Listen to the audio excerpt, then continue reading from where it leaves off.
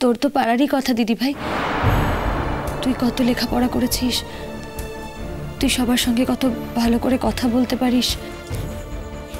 এগুলো না মানুষের এক ধরনের কোয়ালিটি, এগুলোকে অর্জন করতে হয়। এমনি এমনি তো আর এগুলো হয়ে যায় না, তাই না?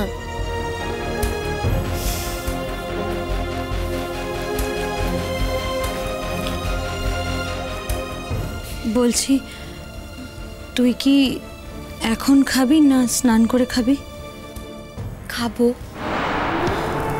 মেঘলা, আমার পেটে আর এক বিন্দুও জায়গা নেই, বিশ্বাস কর। অনুরাগের মা আর অনুরাগের বৌদি মিলে আমাকে বসিয়ে এত খাইয়েছে যে আমার আর খাবার মতো একটুও জায়গা নেই। তাছাড়া অত বড় একটা পরিবার, অত বড় লোক, তাদের খাবার দাবারের তো স্ট্যান্ডার্ডই আলাদা, বুঝতেই পারছিস। তারপর জানিস আমার এত খারাপ লাগছিল না, আমার জন্য তো অনুরাগের ওটি লেটই হয়ে গেল।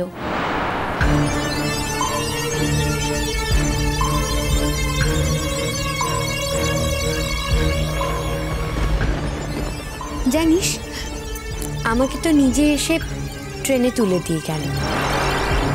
তারপরে এমন পাগল ছেলে কি বলছিল জানিস, বলছিল নিজে এসে নাকি আমাকে শ্রীপুরে দিয়ে যাবে। বলছিল যে তুমি এভাবে একা একা ট্রেনে করে যাবে, আমার সেটা ভালো লাগে, তার থেকে বরং আমি তোমাকে ড্রপ করে দিয়ে আসি, চলো।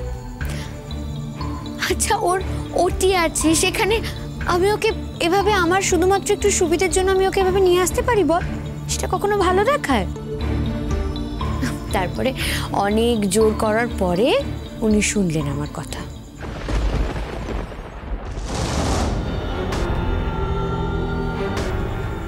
তুই কি তাহলে কিছুই খাবি না? মেঘলা, তুই তখন থেকে আমাকে কেন বলতো খাবার কথা বলছিস? তোর তো ধারণাই নেই আমি এখন কোথা থেকে এলাম। আমি খুবই সামান্য মানুষ, এত বড় বড় বিষয়ে ধারণা করার সাহসই নেই আমার। ধারণা তো তুই করেছিলি মেঘলা, বামুন হয়ে চাঁদে হাত বাড়াতে গিয়েছিলি তুই।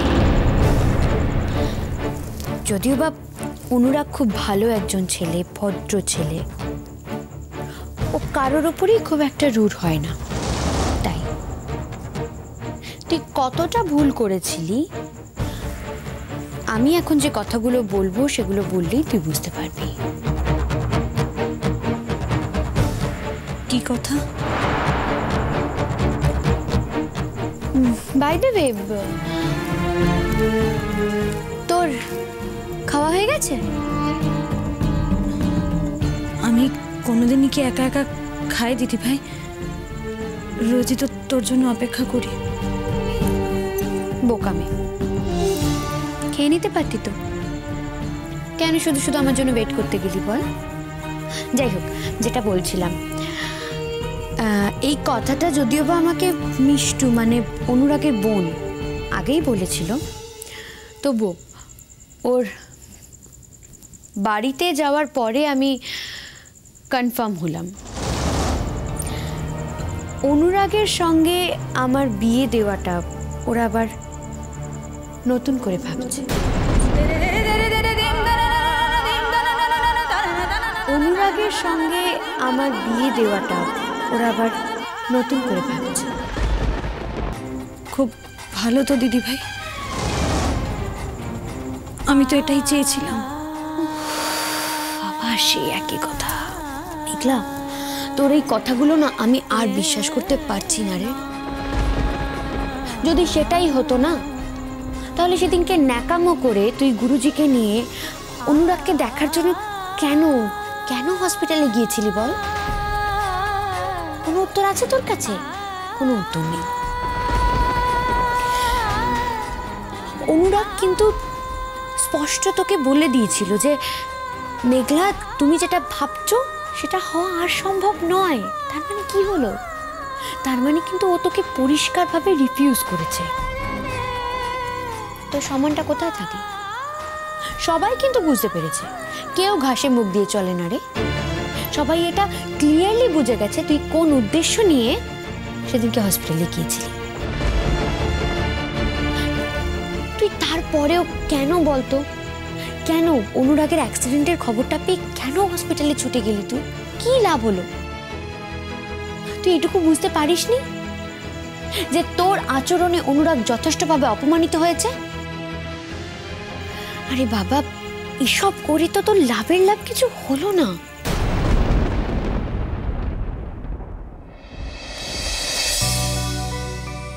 ভালো থেকো, ভালো থেকো।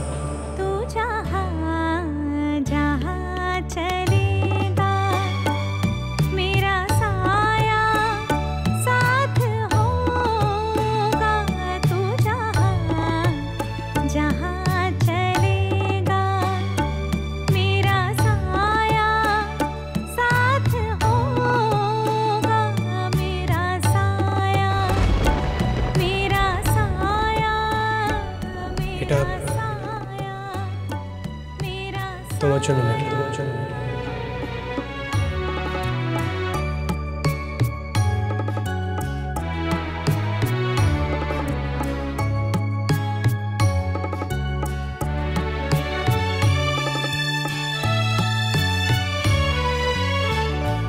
कभी मुझको याद करके जो बहेंगे तेरे आंसू।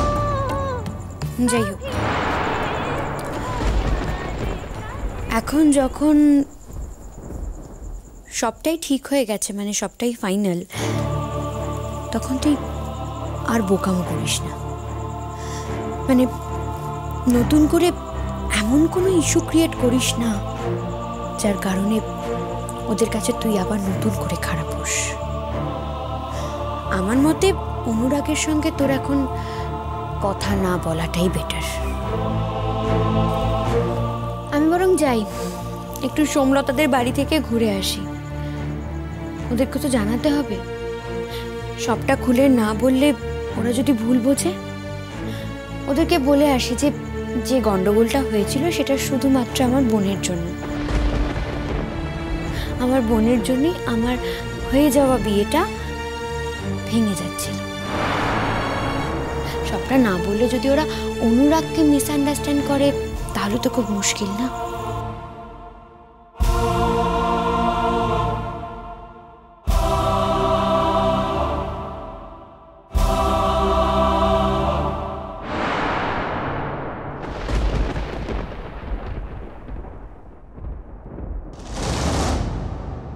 আমার সঙ্গে পাঙ্গা নেওয়ার মজাটা এবার বোঝো মেঘলা রানী। বলেছিলাম না, আমি যখন যা চাই তা যেমন করেই হোক পেয়েই ছাড়ি।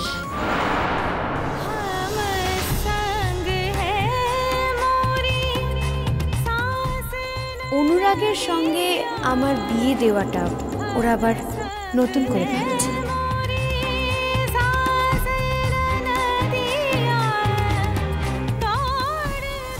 মেঘলা, তুই খাবি না? না, আজকে অনেকটা বেলা হয়ে গেছে। তাছাড়া আমার তেমন খিদেও নেই।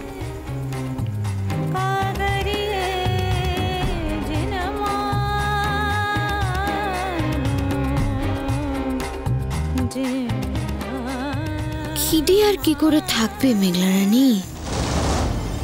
এই কথা শোনার পর কি আর খিদে থাকে?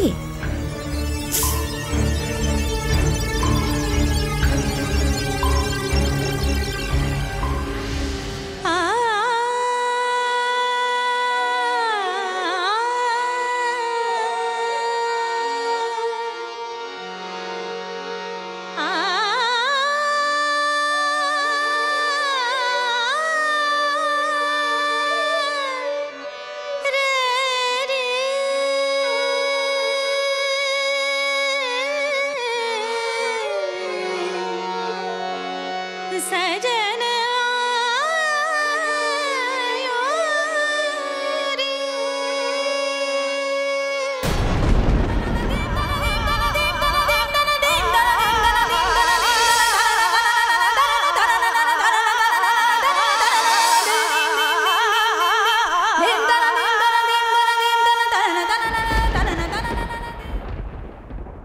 এখন কিন্তু আমরা অদ্রিজার সাথে আমার দেওরের বিয়ের ব্যাপারে খুবই আগ্রহী। এর আগে অনুরাগেরই আপত্তি ছিল এই বিয়েতে, সুতরাং আগে অনুরাগেরই মত নেওয়া উচিত। আঙ্কেল, অনুরাগের তো এই বিয়েতে মত আছে। তিতির সঙ্গে বিয়েতে অনুরাগের মত আছে? নদী